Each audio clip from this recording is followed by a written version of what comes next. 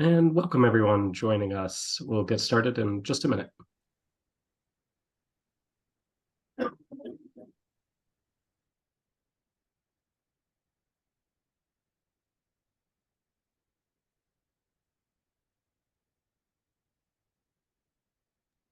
And welcome everyone just joining us. Thank you so much for joining. We'll be getting started in about 30 seconds or so.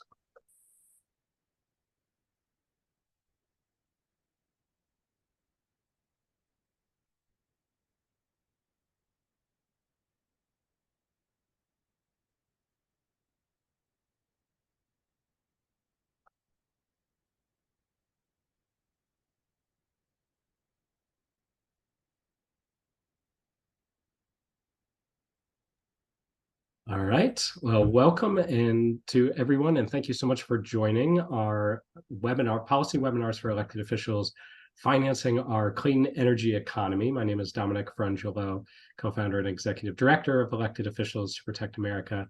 We're so excited to partner with our friends at Ceres to do a two-part webinar series on financing our clean energy economy. And this will be the first of our series, state and local funding opportunities in the IRA and Greenhouse Gas Reduction Fund.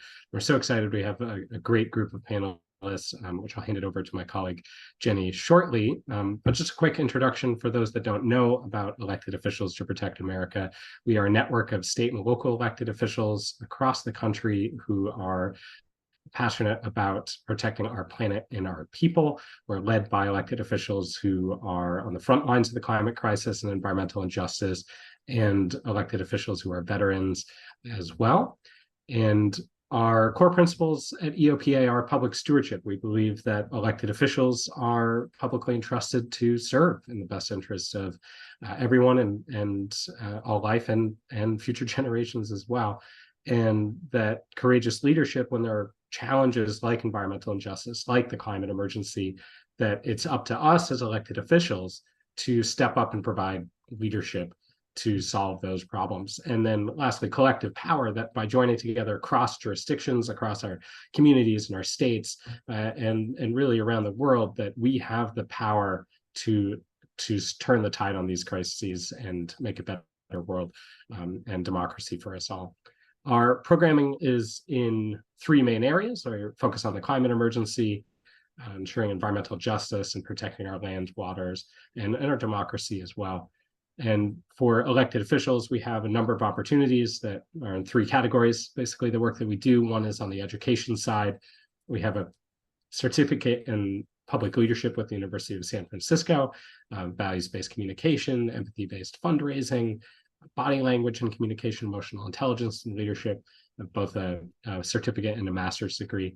On the communication side, we have a newsletter that goes out to 25,000 elected officials across the country, a podcast, the Climate Corner, which is run by elected officials, and newsletter and a video production arm as well with award-winning journalists. And then on the organizing and policy side, our work is led by elected officials and in our leadership councils at the state and national level. We have an elected official fellowship program. Jenny is one of our elected official fellows. We run delegations to climate negotiations and other UN events. And coming up very shortly, and I'll drop the link in the chat, is our national summit, which John will chat with us more about. Also one of our national elected official fellows, and that is on the 15th and 16th of November, our national summit. So with that, I will hand it over to Jenny to talk about our webinar lineup for today. Great. Thank you so much, Dominic. And at first, I just wanted to thank the folks at EOPA and Ceres for holding this important forum, and thank you all for attending this really I think it's going to be a really exciting talk by our speakers. I'm going to introduce our speakers now and the important information they're going to share with you today. First, we have Zach Friedman, Director of Federal Policy at Ceres. He will share information about the Inflation Reduction Act, or IRA overview, how Ceres engages with states, and opportunities regarding the Greenhouse Gas Reduction Fund. Next, we will have Chris Bast, principal at Juan Nani Partners at the State Funding Readiness Project. And Chris will talk to us about the IRA funding opportunities and the technical assistance that his group offers to states. Next, we'll have two speakers on green banks. I'm very excited about this. Jonathan Schrag, who's the Deputy Climate Chief and Director of Investment, Office of Massachusetts Governor Healy, and Catherine Magruder, Executive Director of Maryland Clean Energy Center. They will each share what green banks are, their benefits, and how to set them up. And finally, our last speaker will be Councilmember John Polimeni, Schenectady, New York, who will talk about the EOPA task force and the upcoming national summit in November. Please put your questions in the chat along the way. We'll have opportunities to answer your questions during the webinar as well as the end. So with that, I'm going to turn it over to Zach Friedman, Director of Federal Policy at Ceres. Take it away, Zach. Thanks so much, Jenny, and thanks to you and Dominic for having us here today. Just want to say it's great to be also reconnected with Dominic, who I went to school with in upstate New York, and Dominic, great to see you went into elected office and founded this such important group of elected officials to protect America. We need all of you every day, and now more than ever. So my name is Zach Friedman, Federal Policy Director at Ceres, and I'll give a quick overview of the IRA and how we're working on it. And for those of you who don't know Ceres, we are a nonprofit organization that works with the world's leading capital market leaders to solve the world's greatest sustainability challenges. We have formal networks of investors and companies who are both driving operational leadership as well as advocating for both federal and state climate and clean energy policy. We have a formal member of a network of 80 companies in our what we call Business for Innovative Climate and Energy Policy, who are very active at the state and federal levels. And just to give you an overview here, we have a deep presence in 17 states. Hopefully, where some of you are, you can see kind of our priorities here, and then those that we're doing additional scoping on for both IRA and IIJA implementation, as well as what we call our Freedom to Invest campaign against the anti-ESG backlash, which will be the subject of the next webinar in this series. So our businesses that we work with, we're incredibly active in pushing for what became the IRA for more than 2 years, and I would say a decade or two before that. The businesses were making the economic and climate case for federal investment that we got in the IRA, and this is just we organized folks in meetings with congressional offices as well as at the state level with legislatures and governor's offices and agencies, and also organize sign-on letters and do communications through op-eds and otherwise. And this is just one final sign-on letter we organized in 3 days after the IRA deal was announced. That got quite a bit of uptake by the media and at the White House press conference podium. And how we kind of see the IRA and its potential impact and the impact we're already seeing. An estimated $373 billion of clean energy, both supply and demand side tax credits, grants, and loans. And I say estimated because 2/3 of this is uncapped tax credits. And so that just means that based on private sector demand, as well as thanks to the fact that there's now direct pay, what we call direct pay for nonprofits and state and local governments in many of these tax credits, so that state and local governments and other folks without tax liability themselves can take advantage of these incentivized investments and lower costs for clean energy investments. So we see this as really working together to drive private sector investment and reduce and stabilize energy costs for U.S. businesses and consumers, create millions of good-paying jobs in communities across the country, strengthen American supply chains, competitiveness, and energy security. And a key thing is, create 10-year certainty for all of us, for businesses, investors, states, cities, consumers, to make these choices that, these tax credits will be there, these investments will be there for the long term, really important. And then obviously, beyond these kind of economic benefits, these investments are estimated to reduce U.S. emissions by 40% below 2005 levels by 2030. And then, these kind of investments and the jobs they create, the reduced costs for further deployment, really enable us to, make the case and build support for additional policy and action to achieve our goals under the Paris Agreement, which are 50% reduction. And then that puts us on a path to net zero. And this, the IRA really does, I think, in addition to kind of this balancing of private and public sector, both supply side and demand side incentives, really focuses with kind of carve outs, bump ups, incentives, requirements for investment, additional investments in disadvantaged communities that close access, investment, and opportunity gaps as we transition to a clean economy. And we also see that this just provides these kind of private sector incentives, as well as grants and other opportunities for state governments, state and local governments, really provides an opportunity for states to kind of take their existing plans and actions and really supercharge them with additional federal and private sector funding. And then obviously we hope that that's met by additional authorized state funding and other policy. So really a lot of opportunity here.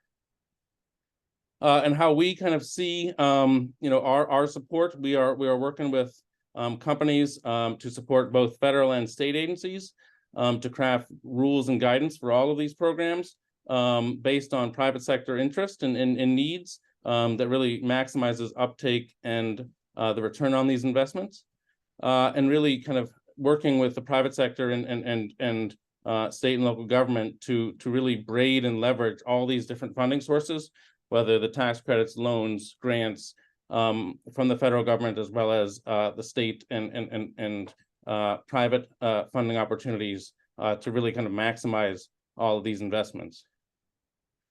Third, we're really advocating for our companies to think creatively about how they're engaging and educating across their companies, as well as their whole supply chain, their employees, their customer bases, to really educate them on all the great incentives and investments that are in the IRA.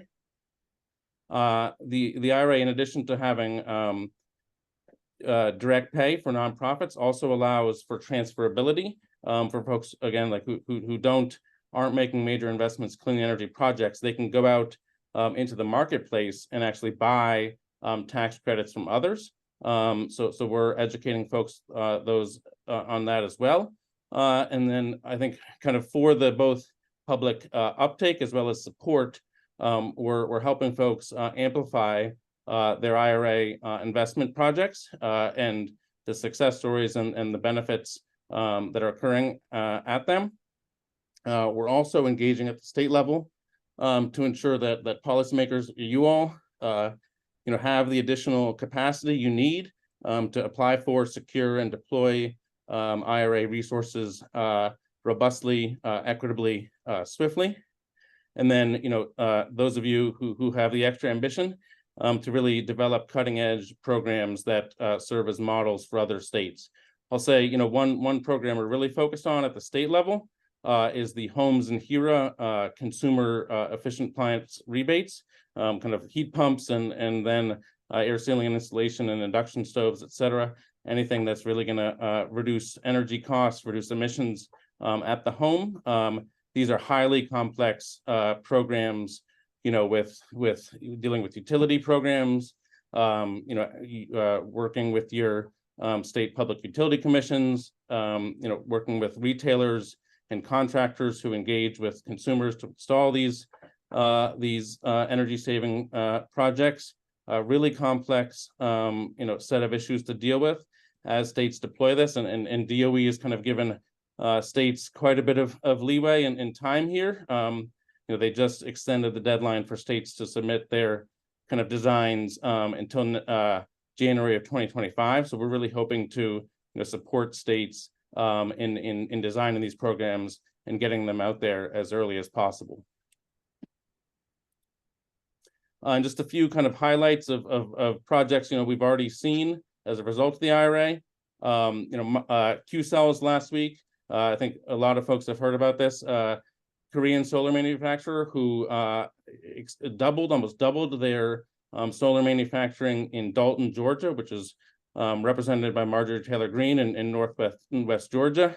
Very interesting project. And we have partners, Microsoft and HASI, a sustainable investment firm, who've really worked with them on procuring their solar panels from this Georgia plant for all their needs. Microsoft, all their data center needs, and then Hannon Armstrong HASI is working with Summit Ridge Energy on community solar projects in Illinois and Maryland. For those of you who in those states, that'll be a great opportunity for your communities to take advantage of this really American produced solar panel and clean energy project. Then we've got due to the IRA EV tax credits requiring domestic content for batteries and final assembly. We've seen major investments from Ford and GM, both on their battery manufacturing with DOE loan support in Ohio, Kentucky, Tennessee, Michigan. Really exciting projects.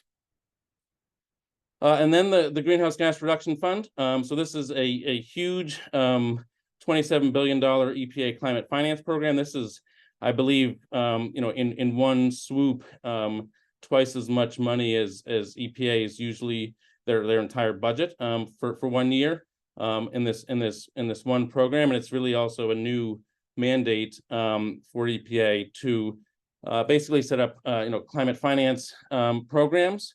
And there's been a pretty big debate on since the beginning of when this program was kind of being discussed in Congress of, is this going to go to one kind of national green bank, or is this going to go to state green banks, or is this going to go to local CDFIs?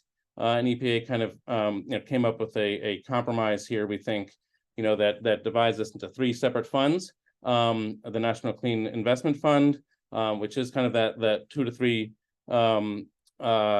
larger kind of nonprofit green banks that will be investing in clean technology projects around the country. Then this smaller Clean Communities Investment Accelerator Fund that's really going to be more on the CDFI and local investment for communities.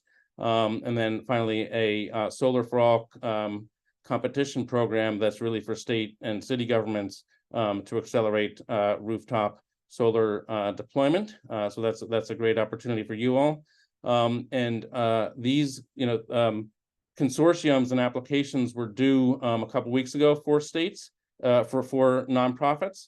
And EPA, I think, will be taking the next few months to consider those applications, review those, and make decisions. I'll say that we see a lot of these folks, no matter what happens at the end of the day. I think a lot of these folks who applied are all going to be working together on the deployment and really working together again to braid kind of the nonprofit, the financial, the private sector capital experience, the on the ground financial CDFI, community investment, and community and states, cities, government. So I think it's a great opportunity for everyone to work together. Folks are already out there kind of identifying project streams for investment. So we're in close touch with a lot of these both nonprofit and capital providers. So we'll be happy to answer any questions and stay in touch here. I think that's all I've got. Thank you so much, Zach. Really appreciate that. And wanted to ask folks that if they have questions to go ahead and put that in the chat. There should be a way to put that information in. And with that, I'm actually going to turn to our next speaker. I know that our next speaker has to leave pretty quickly after this. So without further ado, Chris Bast, principal at Juanani Partners, the State Funding Readiness Project, and tell us about these funding opportunities and the technical assistance that you provide. Sure. Thank you so much, Jenny, and thank you, Dominic, and everyone for having us.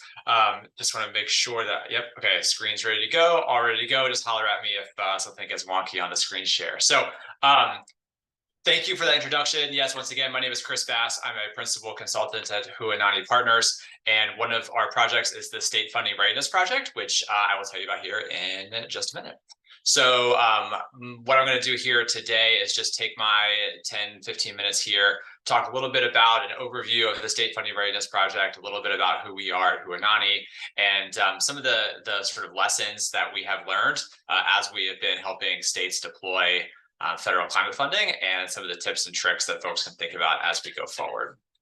So first, like I said, who we are, the State Funding Readiness Project, we are a coalition project that is led by Juanani in partnership with the U.S. Climate Alliance, which is a coalition, a bipartisan coalition of governors representing, I think, 25 states and territories at this point, who are all focused on making sure that the states do their part to meet the U.S.'s commitment for our emissions reduction goals. And Juanani is a Native Hawaiian woman-owned small business. We provide a number of policy, strategy, and advisory services across a number of different clients representing philanthropy, nonprofits, government, and climate tech business clients as well. And we have a team that includes folks who have worked for elected officials. I've worked for mayors and governors, similar to other members of our team. So we know what it's like to be in government. We know what it's like to be outside government, and we can bring that experience along with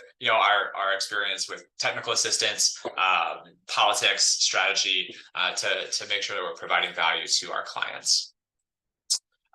So a key part of the State Funding Readiness Project is that we are able to provide no-cost technical support to states, territories, and other subnational governments to implement both the Bipartisan Infrastructure Law and the Inflation Reduction Act. We do that thanks to philanthropic funding that allows us to provide that support, like I said, at no cost, free to states. I know it's hard sometimes for states to accept free support, but so far we've been wildly successful at getting states to bring us in and have us help them out in a number of different ways. Most importantly, when we're looking at helping out a state, we're making sure that our participation, our support for the state helps them scale up the climate and equity benefits of what they're going to be doing.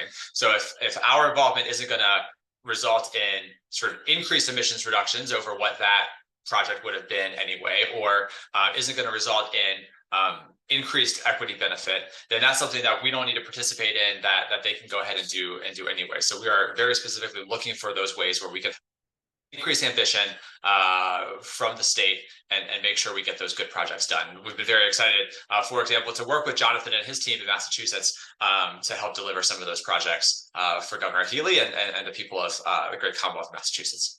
So next, the way sort of where we work in three sort of distinct areas: technical assistance, sort of direct technical assistance, surge capacity, and implementation support. So a little bit about each of those. So for direct technical assistance, that includes identifying the specific investment opportunities with those outsized climate and equity outcomes for a state. So we heard Zach talk about the importance of braiding federal funding sources. So help a state figure out the best way to bring those different pots of federal monies together. Identifying project partners and mapping out the landscape for states, providing in-depth gap mapping, assisting state and local agencies and communities working together to scope and launch community-driven planning processes, helping navigate the regulatory frameworks that exist within some of these programs. One thing that the federal government is really good at doing is providing funding to states. One thing that they're not so great at doing is helping states spend that money, or giving them the clear guidance to help states spend that money. And so our technical assistance support can help navigate those programs and make sure that the applications that states are putting in will be funded and will be successful. Our surge capacity support, one thing that I think is very clear that states and cities and tribal governments and everybody, surge capacity support provides this rapid response support for agencies and communities when they need it, to make sure that they're getting applications in on time and that those applications are robust and successful. And so we can help agencies and communities with templates, examples, other resources to help prepare grant applications. We're identifying cross-sector partnerships, building those relationships between the states, local officials, and community-based organizations, right? Bringing folks together to add to everybody's capacity. So that they can take advantage of the federal climate investments on the timeline, the very ambitious timeline that the federal government has set. And then finally, implementation support, right? So this is ensuring that once you do get your funding, whether it's a formula funded program or it's a competitive grant program that has been successful, that we're ensuring that those dollars are spent in a way that optimizes the benefits for the communities with the greatest needs, right? So that includes providing on-demand and project-specific technical expertise, implementing the data tracking tools and reporting systems to measure project impacts, or operationalizing the continued community engagement plans and facilitating the stakeholder outreach. That's such an important part of all of these federal programs. So far, we have worked on 21 different federal grant applications over just over a year that we have been working through SFRP and supported 17 different states. Nearly $1.5 billion now in applied funding, and importantly, 100% of those submitted applications met and exceeded Justice 40 requirements. That's a really important component of this. This isn't just about our philanthropic support that helps fund this program. Isn't just about maximizing the emissions reductions, but we're making sure that we're doing it in ways that's going to help the White House and help the federal government meet the Justice 40 goals, to make sure that 40% of the benefits are accruing to disadvantaged communities across the country. So we're really excited about this. And I think another sort of addition here that I'll say about this slide is that over the past 6 months, our work has really scaled, particularly around the climate pollution reduction grants, the Greenhouse Gas Reduction Fund, and Solar for All. And just recently, I think we've currently been working on 7 different projects for GGRF, the Greenhouse Gas Reduction Fund, and Solar for All, totaling over $1 billion in applications. And so, the need is out there, and we're happy to help get those applications in, and then ultimately see those projects hit the ground. So, why we do it. We talked a little bit in the how we do it around the implementation support and the technical assistance. What we have seen both throughout this program and some of the other technical assistance support that we've been providing to philanthropy and some of the NGOs in this space is that states are really, they need this bespoke, urgent, rapid response support to help out with capacity constraints, to help out with these tight deadlines and the aggressive timeframes from the federal government. I mean, the field of nonprofit, especially the field of technical assistance providers who are able to provide no cost or really low cost technical assistance to state governments and local governments, was not prepared with the right kind of support to meet the moment. And so SFRP was stood up to be able to provide this support, direct technical assistance. And in the technical assistance space, we often talk about direct technical assistance and indirect technical assistance. Indirect technical assistance are the reports, the best practices, the generalized templates, right? The type of thing that's important. You need that. You need to know the lessons from previous programs. But the direct technical assistance is the on the ground surge capacity, specific, like doing things that states really need in the moment.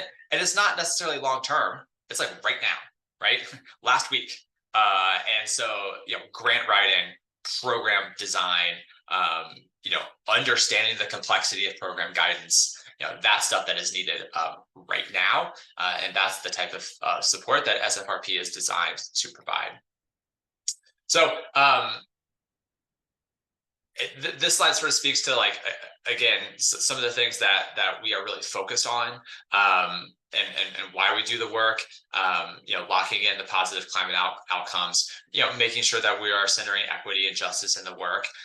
And then I think an important piece of this is connecting not only the states with the federal government, but states with local governments as well.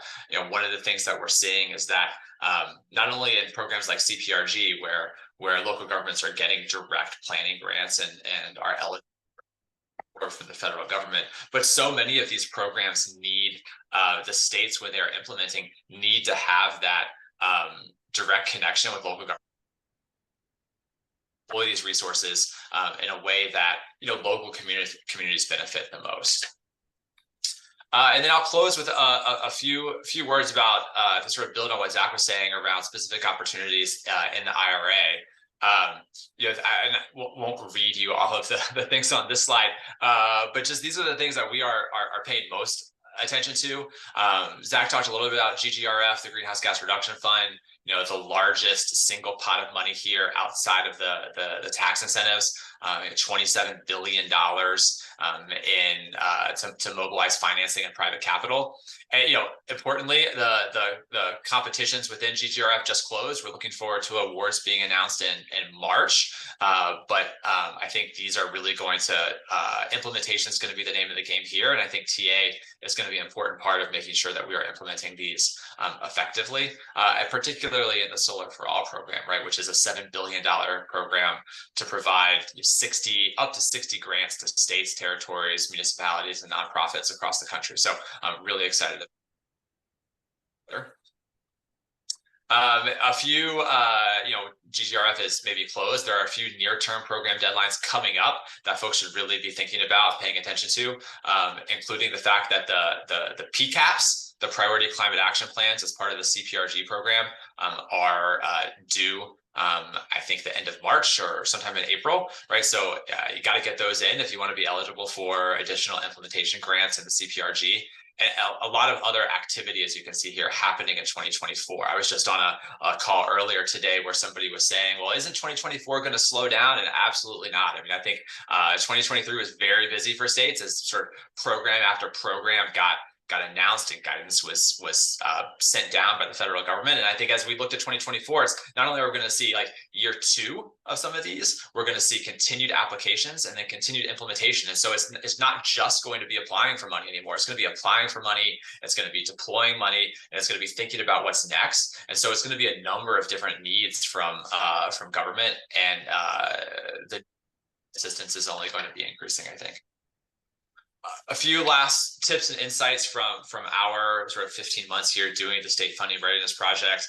And I think these are things that probably Jonathan will agree with from their experience in Massachusetts, even as states like Massachusetts, California, Washington, who have great climate reputations and have been doing climate work for a long time. Still, this is such a huge opportunity, and the scale of this work is so big that everybody needs a little bit of help sometimes. And some of the lessons we've learned is get your team together early, right? Like, this is going to take longer than you think, especially if you're working across departments, whether that's across departments at the governor's office level, within state agencies, or at the local government level. Anytime, as you all know, anytime you're bringing folks together from multiple departments, it's going to take longer than you think to bring everybody together. Robust collaborations. This should be with industry, not with history, but you can collaborate with history as well. Collaborations across industry are going to be really important. And so, do that early. Get a team when your team is not just your internal team, but it's your external team too. And I love CPRG program. I love these planning grants. When I worked in government, I was the climate lead for Governor Ralph Northam here in Virginia, and we really emphasized the importance of climate planning across state agencies, because once you have your plan together, you can respond to opportunities as they come. And so, as each of these federal programs, guidance gets rolled out and opportunities present themselves, having these plans in place knowing what you would do if an opportunity comes up gives you a head start and allows you to put together a better program. You know, making sure that you have data to back up your grant narrative. We provide most of the work that we've done has been around grant writing. That's a key. It's a skill, right? It's one of those things that I think is an underrated skill. So making sure you have a good grant writing team in place, and then being specific as part of that is just really important. And of course, first, last, and in between, connecting with your Justice 40 communities from the very beginning is a crucial part of making sure that this federal government is going to fund your program, and that you're also meeting the objectives of the IRA. So that's it for me. Happy to take any questions. Like Jenny said, I do have to run to in, or I have a colleague on the line as well who can jump in if needed. So thank you all very much. We've got our website, email address up there on the screen. So be in touch anytime. Thank you so much, Chris. And I know there's a couple of questions, but I'm going to save them till the end, or you want to, or somebody from your group wants to respond in the chat, just so that we make sure we get through our next few speakers. But that was really insightful and wonderful information about the opportunities and some technical assistance that I think is going to be really helpful for folks. Next, I want to introduce our speakers who are going to be talking to us about green banks. We have Jonathan Schrag, who's the Deputy Climate Chief and Director of Investment in the Massachusetts Governor's Office. We also have Catherine Magruder, who's the Executive Director of Maryland Clean Energy. And what I'd like to do is, I think, Jonathan, if you could, talk for about 5 to 7 minutes, and then Kathy, the same thing, and really help answer the questions regarding what are green banks, what are some of the specific investment opportunities with that green banks can support, the benefits, how you set them up, challenges, how we can best learn from both of you around setting up green banks. So I'm going to turn it over to Jonathan first. Sure. Can everyone hear me all right? Can you hear me fine? Great. Thank you. So my name is Jonathan Schrag. I am the Deputy Climate Chief. The Governor Healy, she created on her first day of office in January this year, the climate office within the governor's office. And our mandate is to marshal the resources of the executive branch in Massachusetts on climate. So we work across all 12 secretariats, and that's sort of a special opportunity that we have to connect energy with housing, with transportation, with health. One of the things we did when we came into office is we recognized that we do not have the resources to meet our climate ambitions. To meet our climate ambitions will cost in the, between 50 and $250 billion is a rough estimate.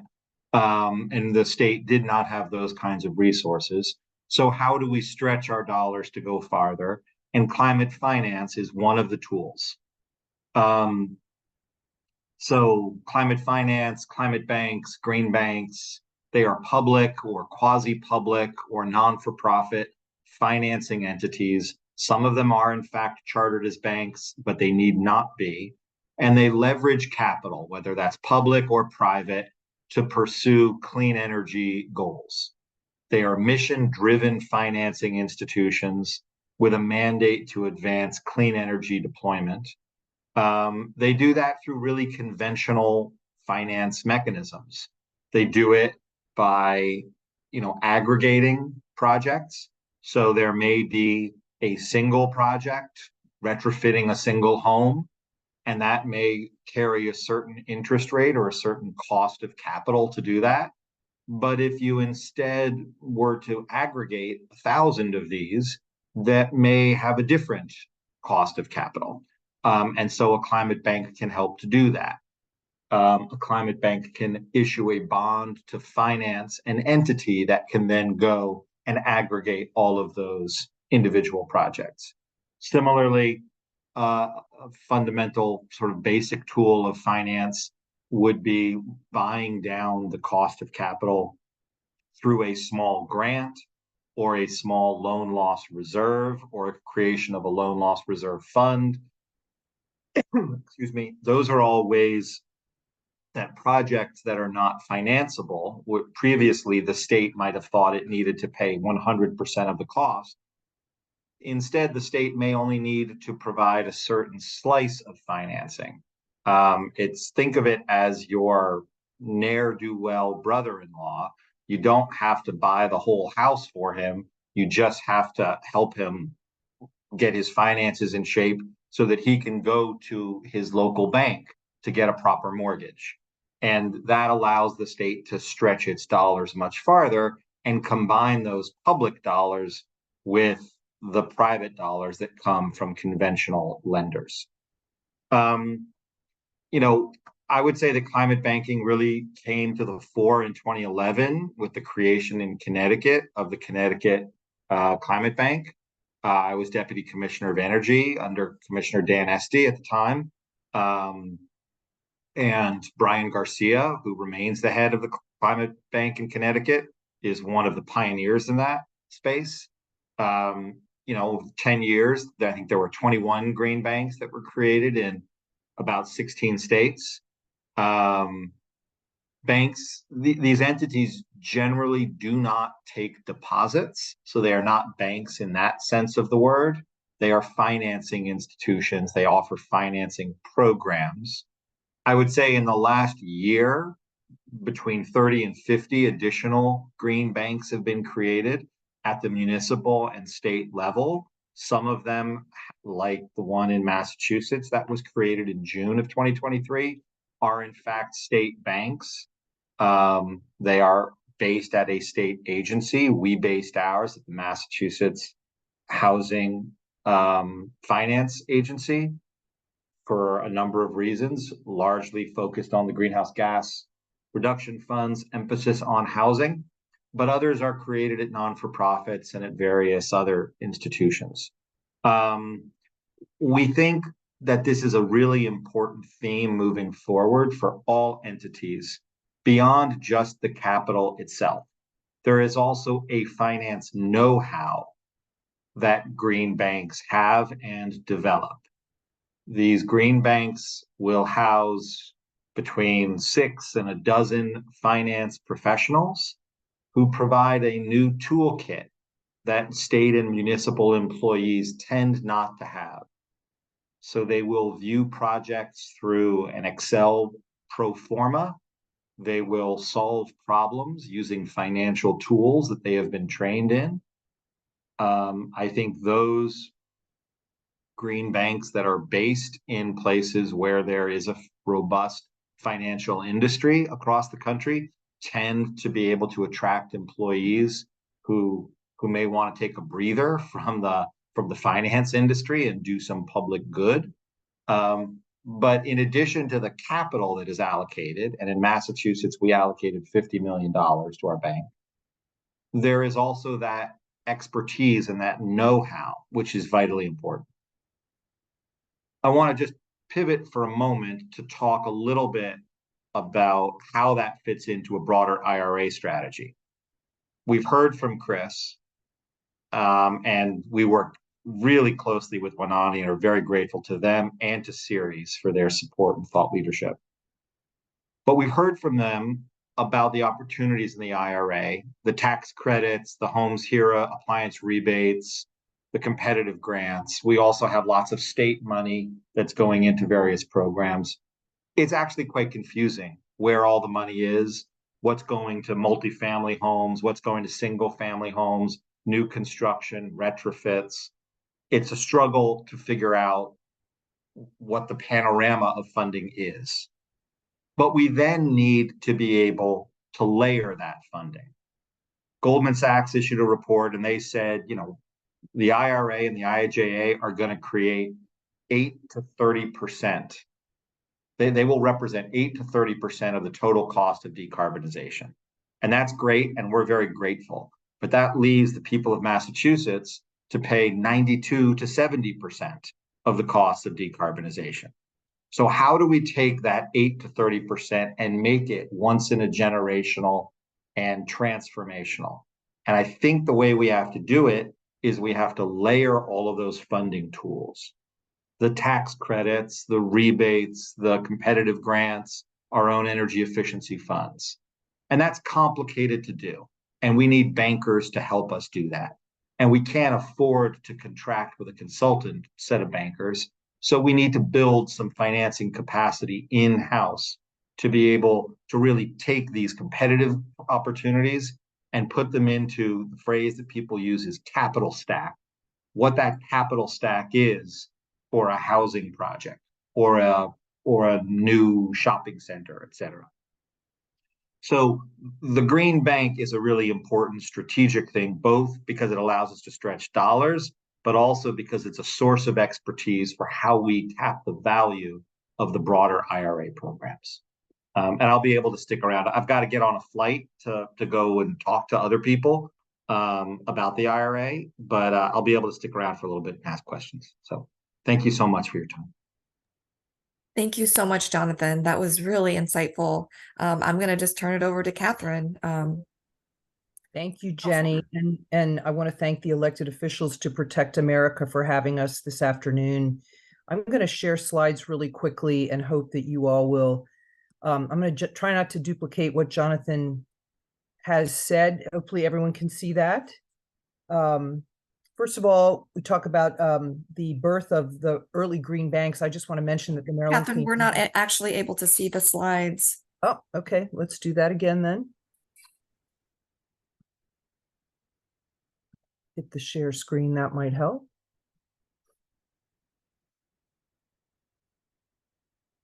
There you go. That should work. Better? Um, Hang on. I do see. Yep, we can see it. Thank you so Okay. much. I'm going to try to get you a full screen view here. I wanted to thank the elected officials to Protect America for having us this afternoon and mention that the Maryland Clean Energy Center statute was passed in 2008, and the lessons learned is part of the question that Jenny asked us to cover. So we want to talk a little bit about that from our perspective today. Jonathan covered a lot about what green banks are and what they do. The point that he made about leveraging, we use the term crowding in private capital. So this is not a new concept. Many of you have stadium authorities or economic development authorities that have been created to partner in public-private P3, P4 structures. This is just a different model of that, focused on the environmental and sustainability benefits, and sometimes in some communities, the resilience benefits that are available. Green banks invest in underserved communities and can assist consumers without the profit motive that's characteristic of traditional capital providers. We like to act in the space where the private market isn't already going to go, or mitigate the risk with some of the tools that Jonathan mentioned to attract the private market to invest in places where we would like the private market to invest. We can act as a bridge between government, industry, utility, and academia to facilitate outcomes. The green banks can act as conveners and in many cases as a neutral third party, combining resources and expertise to get things done that meet our mission, matching resources to the need.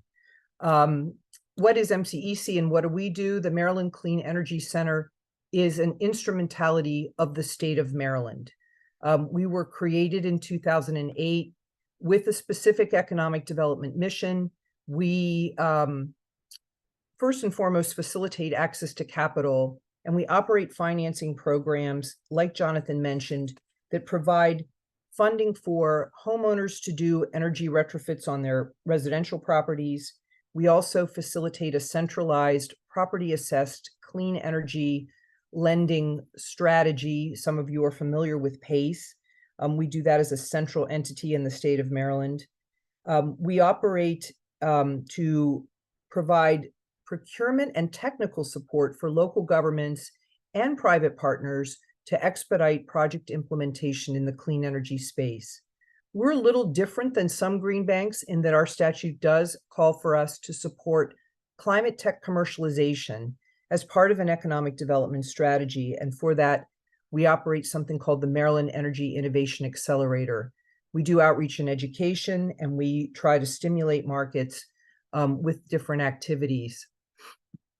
You asked us to tell you a little bit about the progress pathway for MCEC. The center was created again in 2008, but I want to share with the group that it took until 2022 for us to get a consistent source of operating capital that would allow us to function in a manner that is dependable. And that's important for the markets who we want to partner with to understand that we are there, we're going to be around, and that it's not an uncertain investment for from their perspective. And I think this is the slide that you most want to hear about today. So I'm going to focus on this, and using this outline, share some experience with you. When you think about standing up a green bank for the purposes of addressing climate change or providing infrastructure for resilience in communities, the very first thing that I think is important to consider is defining the mission scope. The models for these green banks will vary depending on the focus that the community wants to address. We have in Maryland 3 different green bank models, one that is a local county green bank that was funded in part with a utility settlement dollars.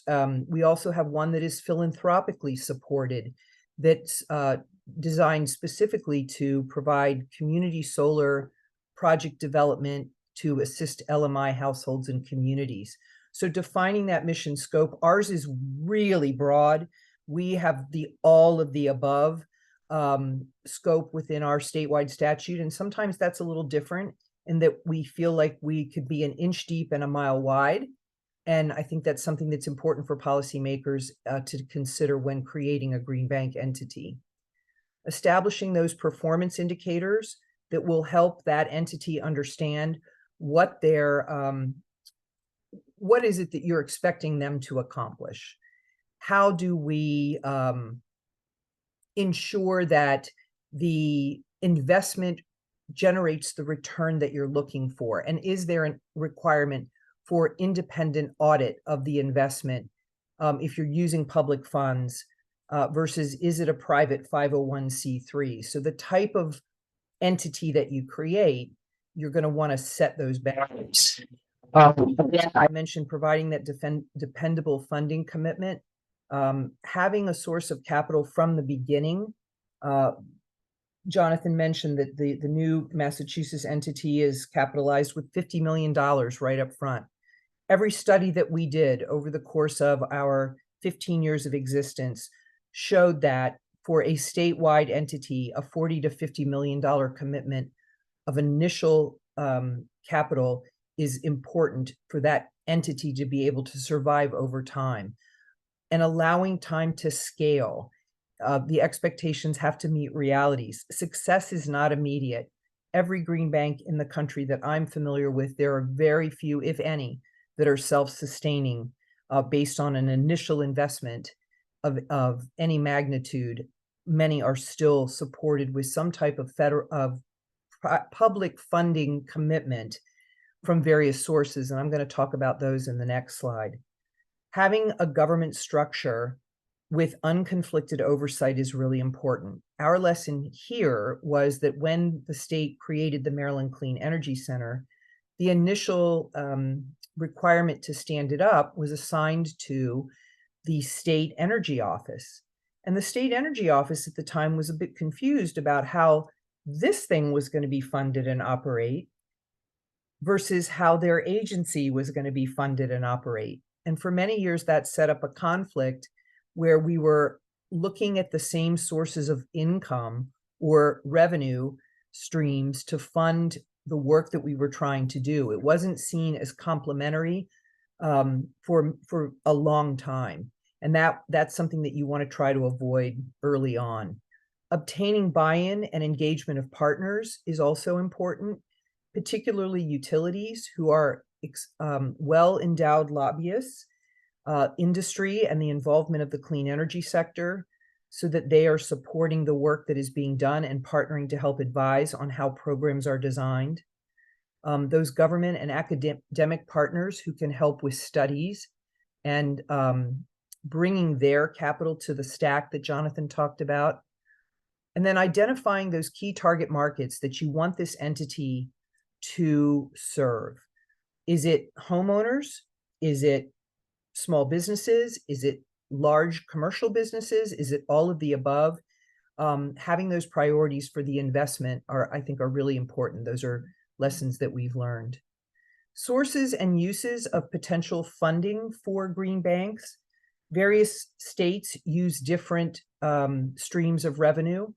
There are many of the states who have large scale programs and are considered the more successful green bank state entities, utilize either a combination of special purpose funds and ratepayer surcharges.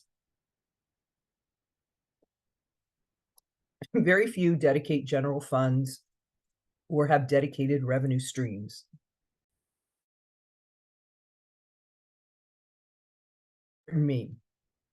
I want to share this slide with you also.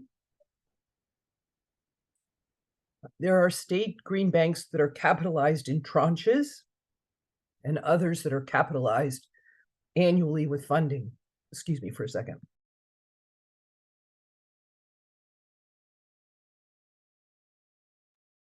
Okay. What you're seeing on this slide is the New York Green Bank that was initially capitalized with $44 million of ratepayer surcharge versus the Climate Access Fund, which is a Maryland-based philanthropic green bank that was capitalized within a $2 million grant from the State Energy Office. The state green banks that you see listed here in our region on the East Coast, it ranges from the Maryland Clean Energy Center to the DC Green Bank, the Delaware Sustainable Energy Utility, the Connecticut Green Bank, NYSERDA, which continues to be funded through ratepayer surcharge, and the original Massachusetts Clean Energy Center that is not the same as the one that Jonathan mentioned. The municipal scale green bank that I mentioned earlier also gets $17 million on average per year from a fuel tax created by the municipality. I'm so sorry, I'm coming back from a cold here. So that was the background that I wanted to share with you today. I'm happy to answer any questions if you have any. Thank you so much, Kathy. I think Kathy and John definitely gave me a lot to think about. Lots of opportunities, I think, out there. I want to make sure we get to John before the end of our session. So John, please tell us, talk to us about the upcoming summit and the EOPA task force. And after that, we will have time for question and answers. Thank you. Thank you. I'm John Polimeni. I'm a fellow with the EOPA, as well as a Schenectady City Councilman and an associate professor of economics at the Albany College of Pharmacy and Health Sciences. The Elected Officials to Protect America was instrumental in organizing elected officials to help get the landmark IRA passed. The climate provisions in the law directs nearly $370 billion in funding to clean energy efforts through a mix of tax incentives, grants, and loan guarantees. The IRA is designed to ensure investments will be made to secure our environmental future while creating good-paying union jobs to elevate the middle class and bring concrete benefits to communities that are too often overlooked and left behind. Importantly, this includes communities overburdened by legacy pollution. The IRA financially supports President Biden's Justice 40 initiative, committing 40% of the overall benefits of climate and clean energy investments to disadvantaged communities. Rural America won't be left behind either. They will benefit from the IRA's investments in energy communities, communities with environmental justice concerns, and tribes. In August of 2022, EOPA convened the White House Climate Emergency and Energy Security Summit at the Department of Energy, bringing together key stakeholders, which included veterans, tribal leaders, and local elected officials, to learn about how the IRA shall be implemented. Now, the EOPA is critically assisting with the actual implementation of the IRA. As part of EOPA's ongoing engagement with the Department of Energy, the DOE has asked EOPA to convene lawmakers, elected tribal leaders, veterans, financial professionals, and implementation partners as a task force. The overall goal of the task force is to guide the implementation of the IRA and related federal funding while providing critical resources to local officials who are putting climate solutions into action. We know it's difficult and it can be confusing to know what IRA funding is available and for what purposes. And this is why we created this national task force. Our goal is to have at least one state representative from every state on our task force, and we're almost there. So if you'd like to participate, please use the link you see here on your screen. We really would like you to participate, and hopefully you'll seriously consider this task force. As part of our task force work, EOPA has partnered with the DOE Small and Disadvantaged Business Utilization Office to hold a Climate Emergency and Energy Security Summit on November 15th and 16th in Washington, D.C. Many of our task force members will be attending the summit that will highlight IRA funding opportunities, criteria, and how to apply for this historic investment in our communities, so we'll all prosper. There will be a focus on veteran-owned businesses and Justice 40 communities, and the event will be both hybrid and in person. Participants will have opportunities to discuss policy ideas that will be shared with the Biden administration and other elected officials. Lawmakers at our summit will hear how the IRA will directly benefit their constituents, communities, and the climate. There will be presentations from the federal agencies like the DOE, the EPA, FEMA, NOAA, and the Fish and Wildlife Service, highlighting available funding opportunities.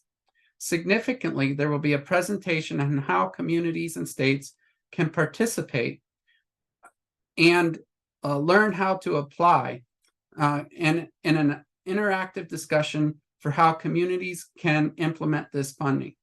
There will also be a presentation of veteran-led climate solutions. Oops, that didn't go through, sorry.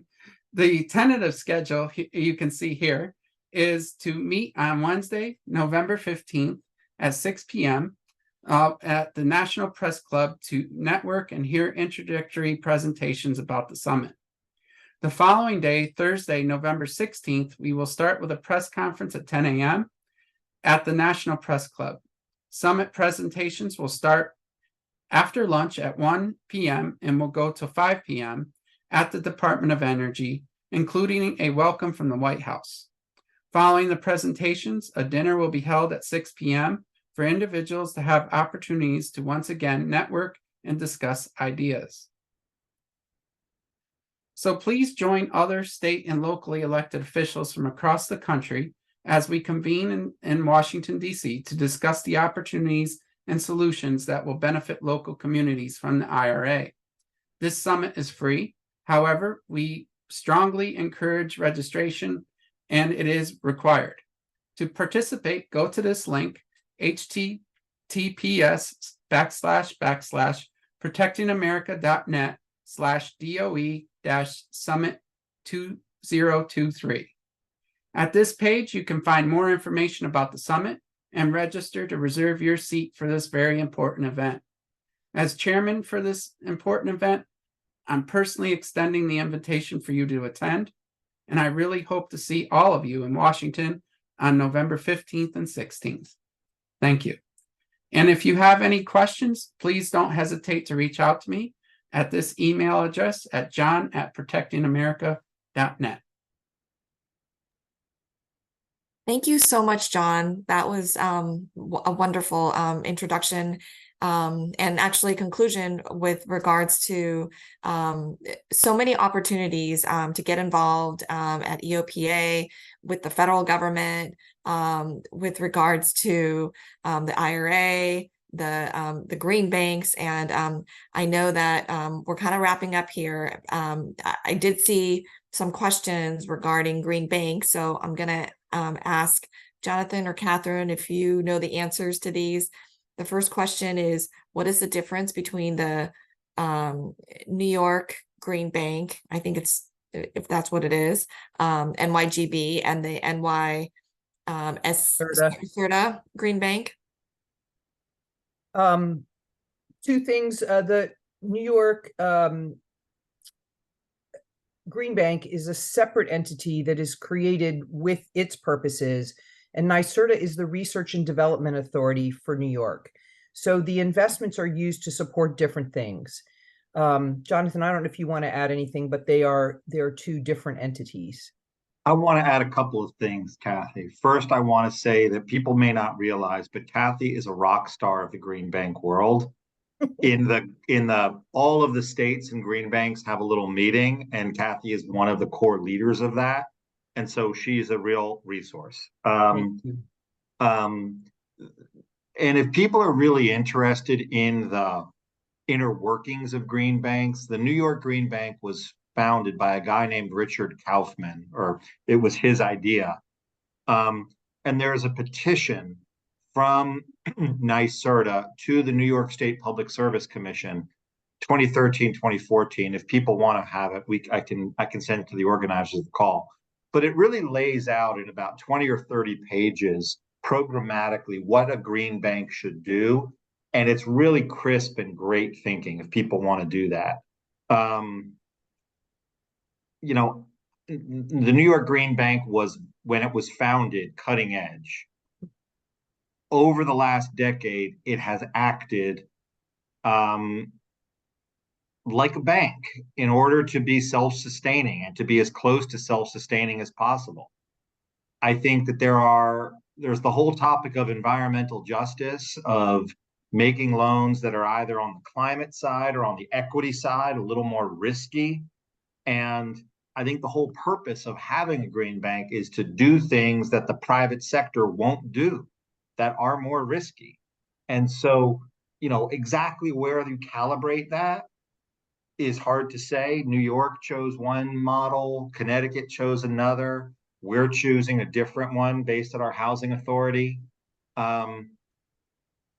Across all of them, evolved. To your credit, yours has evolved. I mean, that you guys started out with a clean energy center that was, again, the soup to nuts, do it all, workforce development, innovation advancement. And then you said, no, we've got to focus on investment. So we're going to do this now. And I think what you said about sustainability is key. As you as public officials look to invest here, it's not most prefer not to continue dumping money into these entities. The idea is that they should be able to generate a return on investment that helps sustain their operations over time. But quite honestly, that is a much bigger ask than is realistic with the cost of and the competitive marketplace for experts to work in this space. There's another question here about, does the entity have any advantages like not paying taxes? Yes, the Maryland Clean Energy Center, the way we are created is we are tax exempt. We can issue taxable and tax exempt bonds for our projects as they meet our mission. We can own generation assets. We can own equipment and lease it back. And some of our revenue generation is based on those lease agreements. We can make grants. We can issue loans. And Jonathan's point about stepping in where others fear to tread is that piece of our mission that allows us to address that market sector that is a little more risky for the finance industry to get into, like disadvantaged communities or disadvantaged households, where it may not be about their credit worthiness, but the perceived risk to the lender. And we're able to step in with our tools like a loss reserve that Jonathan mentioned early in his comments to say, we'll take the risk for you. If there is a loss, we're going to cover it. And I think part of the question is being asked by Neil is, you know, can the bank's ability to be paid back be trumped by the entity.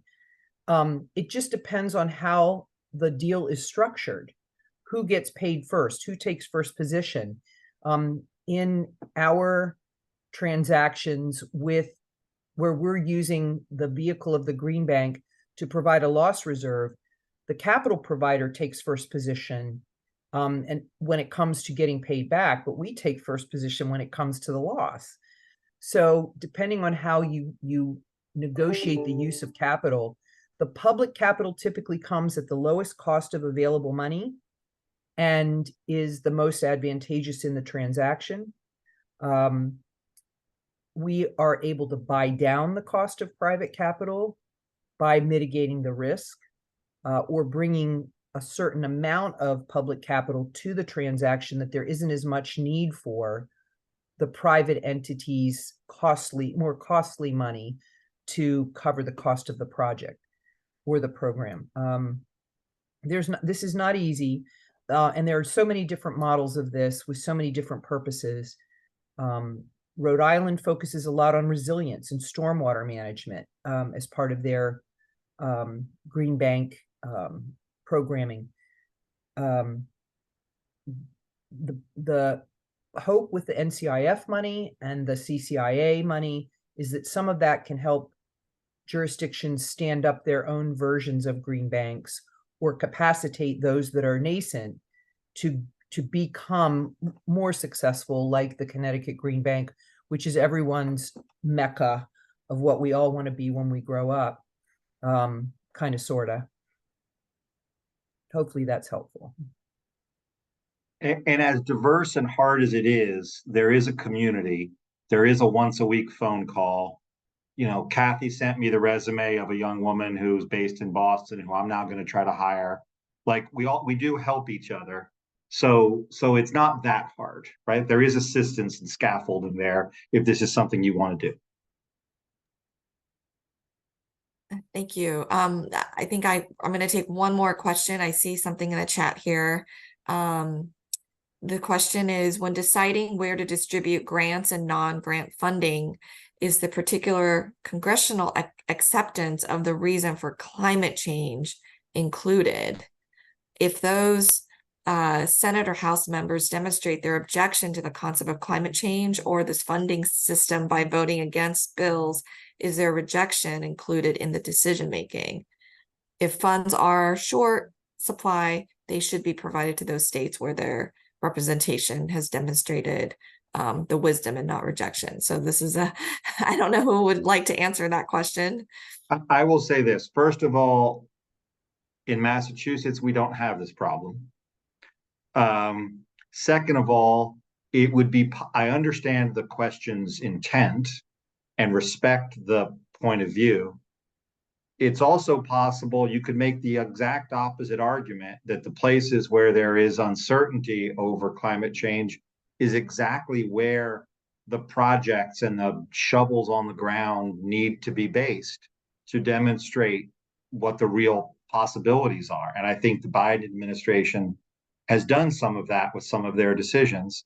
My perspective as a climate hawk would be that CO2 does not respect congressional boundaries, and we need to go where the emissions are, wherever those are, both domestically and frankly internationally.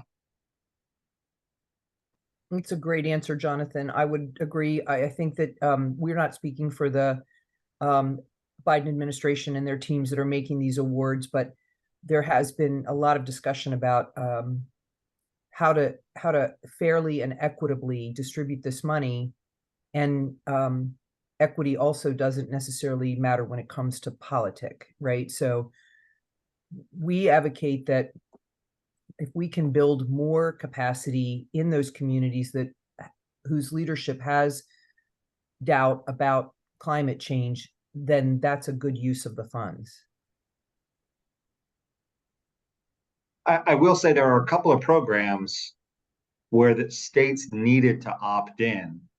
And, you know, the CPRG program that Chris mentioned was one of them. And I think the Dakotas, I think South Dakota, North Dakota may have been the only two. Maybe there was another one that did not opt in, but there are CPRG teams working hard in Mississippi and Alabama and Texas and South Carolina. And I'm going to go to Santa Fe in a few minutes and meet with a bunch of them. And so I think that's really impressive and a testament to how much support there is on the ground for this work.